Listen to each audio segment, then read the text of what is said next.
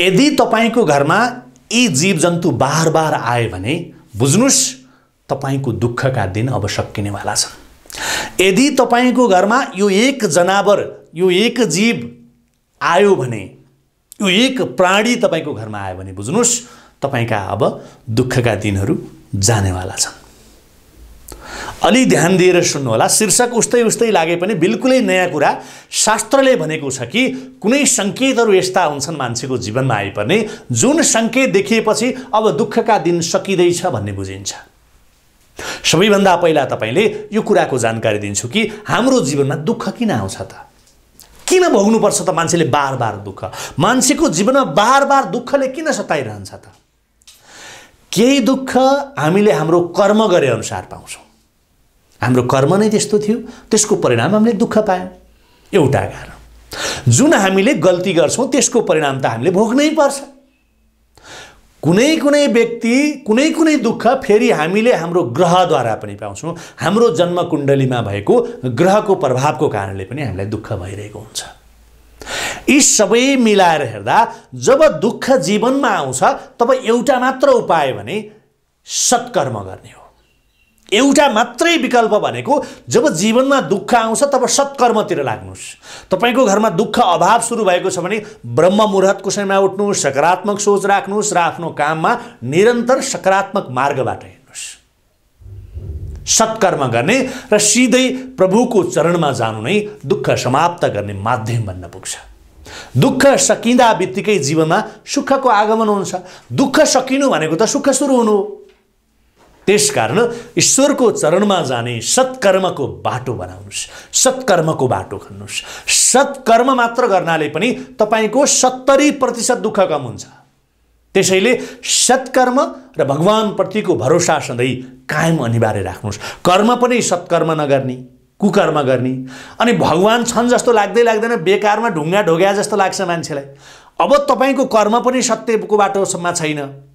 ईश्वरप्रति, भगवानप्रति तपाईको विश्वास पनि छैन, भरोसा पनि छैन, सोच पनि नकारात्मक आउँछ, विश्वास पनि कसैको लाग्दैन, आफू बाहेक अरू कसैको विश्वास पनि जाग्दैन। कसरी बन्छ त महोदय जीवनमा सुख? अब के हो त त्यो शुभ संकेत जुन मैले शीर्षकमा बताउन खोजेको छु? सबैभन्दा पहिलो कुरा, घरमा भँगेरो दैनिक आउन थाल्यो भने बुझ्नुस् अब केही राम्रो हुँदैछ। दैनिक घरमा भँगेरो आयो भने सम्झिनुस् तपाईलाई अब केही राम्रो हुनेवाला छ। तपाईको जीवनमा दैनिक भँगेरालाई दाना खुवाउने व्यक्ति बन्नुस्। तपाई दैनिक भँगेरालाई दाना खुवाउने व्यक्तिको समस्या पनि उसको जीवनमा आएका दुःखहरू पनि नाश हुँदै जान्छ भनेको छ। शास्त्रमा पनि पंक्षीलाई सूचना वाहक मानिन्छ। तपाईलाई थाहा छ कि छैन? तपाईले शास्त्रमा पल्टाउँदै जानुभयो भने त्यस्ता पंक्षीहरूले सूचना संवाहकको काम गरेका धेरै कथाहरू पढ्न पाउनुहुन्छ, प्रसङ्गहरू। भँगेराले तपाईको घरमा गुण बनाउनु भनेको उत्तम मानिन्छ। अब तपाईको घरमा भगवानको कृपा हुँदैछ। त्यसैले तपाईले पहिलो कुरा घरमा भँगेरा आउनु शुभ हो भन्ने कुरा बुझ्नु पर्यो। 1 नम्बर, यदि तपाईको घरमा भँगेरा आयो भने तपाईलाई राम्रो हुँदैछ भन्ने कुराको संकेत हो यो। 1 नम्बर। 2 नम्बर, यदि तपाईको घरमा अतिथि आए, पाहुना आए भने पनि यो शुभ हो। जब तपाईको घरमा पाहुना आउन छोड्छन् नि, घरका मान्छेहरूलाई सुन्दाखेरि नमिठो तर सत्य कुरा बताउँछु म। कतिपय घरका श्रीमतीहरू, कतिपय घरका मान्छेहरू के हुन्छ भने साथीभाइ लिएर आयो, पाहुना लिएर आयो भने चिटचिट रिसाउनु। चिया पकाएर खुवाउनु पर्छ नि त, हैन? चिया पकाएका भाँडा धुनुपर्छ नि त। अनि रिस उठ्न थाल्छ कतिपय महिला दिदीबहिनीहरूलाई। यस्तो कदाचित नगर्नुस्। जब तपाईको घरमा पाहुना आइरहन्छन्, एकपछि गरी अर्को पाहुना आउनु पनि तपाईको घरमा सुख समृद्धि आउनु हो।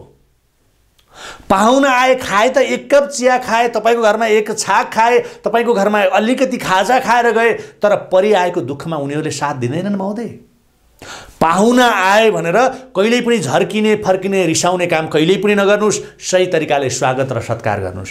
कतिपय मान्छेहरू, दिदीबहिनीहरू के गर्छन्? पाहुना आयो भने पनि देखेको नदेखे गर्ने, चिया पकाउन भन्दा पनि टेर्दै नटेर्ने, आफ्नै श्रीमानलाई पनि नटेर्ने, अनि पाहुना गएपछि चाहिँ श्रीमानसँग झगडा गर्ने गर्छन्। कदाचित नगर्नुस्। तपाईका रिस उठ्ने व्यक्ति, तपाईको दुश्मन जस्तै तपाईको घरमा आयो भने पनि उसलाई पानी खुवाउनुस्। पानी खानुहुन्छ, चिया खानुहुन्छ, कदाचित नभन्नुस् है। मैले तपाईलाई बारम्बार भन्दै आएको छु।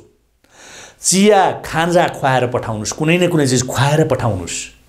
म खाएर आएको हुँ भन्दै पनि स्वागत सत्कार र प्रेमले केही खुवाएर पठाउनुस्। त्यसको लाभ तपाईँलाई मिल्छ क्या महोदय। एउटा कुरा के ख्याल गर्नुस् भने जब तपाईँको घरमा पाहुना आफन्त साथीभाइ कोही पनि आउँदैन भने बुझ्नुस् अब घरमा दरिद्रता आउँदैछ। अब तपाईँ एक्लिँदै जानुभयो, अब तपाईँका दुःखका दिनहरू सुरु हुँदैछ। त्यसैले घरमा जति धेरै पाहुना आउनुभयो त्यति नै शुभ हुन्छ। तपाईको पकाउँदा 1 किलो खर्च भयो त के भयो, तपाईलाई मुरीको लाभ हुन्छ मेरो महोदय। अझ बढी त अझ धेरै शुभ त तपाईको घरमा चेलीबेटीहरू आइरहनु एकदम शुभ हुन्छ। त्यसैले दिदी बहिनी भान्जी फुपू माइजूहरू घरमा आउनु भनेको लक्ष्मी स्वरूपा आउनु सरह हो, अथवा दिदी बहिनी भान्जी फुपूहरूलाई घरमा लक्ष्मी स्वरूपा मान्न स्वागत गर्नुपर्छ। चेलीबेटी दिदीबहिनीलाई अपमान गर्ने व्यक्तिले जीवनमा असाध्यै ठुलो समस्या भोग्नुपर्ने हुन्छ, याद राख्नुहोला। अर्को महत्त्वपूर्ण कुरा, गाई अथवा गौमाता। घर वरपर गौमाता आउनु पनि एकदमै शुभ मानिन्छ। यदि तपाईको घर वरपर गाई देख्नुभयो भने केही खानेकुरा अवश्य खुवाउनुस्। तर यदि तुरुन्त बनाएर खुवाउने अवस्था छैन भने पनि पसलबाट केही किनेर ब्रेडै भए पनि किनेर भए पनि गौमातालाई अवश्य खुवाउनु होला। गौमातालाई प्रसन्न पार्नु भनेको लक्ष्मीलाई प्रसन्न पार्नु हो। तपाईको घरमा लक्ष्मी साक्षात लक्ष्मी प्रवेश गर्नु हो मेरो प्यारे हजुर। यो कुरा हेक्का राख्नु होला। एउटा अचम्मको कुरा तपाईलाई जानकारी गराउँछु। यदि तपाईको जन्म कुण्डलीमा राहु केतु र शनिको ग्रहको खराब फल छ, अथवा जन्म कुण्डलीमा राहु केतु र शनिको ग्रह खराब अवस्थामा रहेर तपाईलाई दुःख मिलिरहेको छ भने तपाईले दिएको बिस्कुट वा रोटी कुकुरले पनि खाँदैन, थाहै छैन। तपाईको जन्म कुण्डलीमा राहु केतु र शनि खराब अवस्थामा नीच अवस्थामा बसेका छन् भने तपाईले कुनै कुकुरलाई बिस्कुट किनेर दिनुस्, रोटी किनेर दिनुस्, उसले सुँग्छ अनि छोडिदिन्छ। त्यसैले दैनिक कुकुरलाई भोजन गराउनुस्। खराब ग्रहले पनि राम्रो नतिजा दिन थाल्छ। तपाईले आफ्नो ढोका खोल्दा बित्तिकै कुकुर ढोकामा हुनु पनि एकदमै शुभ हुन्छ।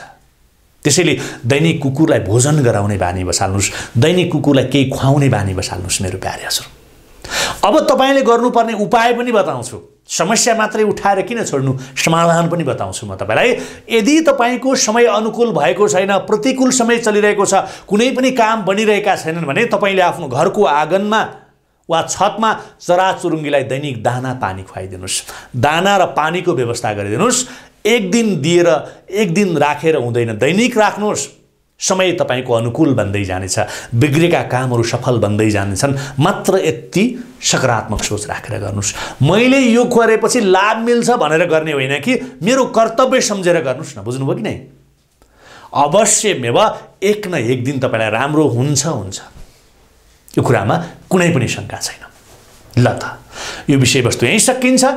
तपाईमा सकारात्मक सोच रह्यो र यी कर्महरू गर्नुभयो भने तपाईलाई सुखका दिनहरू जरुर आउनेछन्। सुखी नभवन्तु।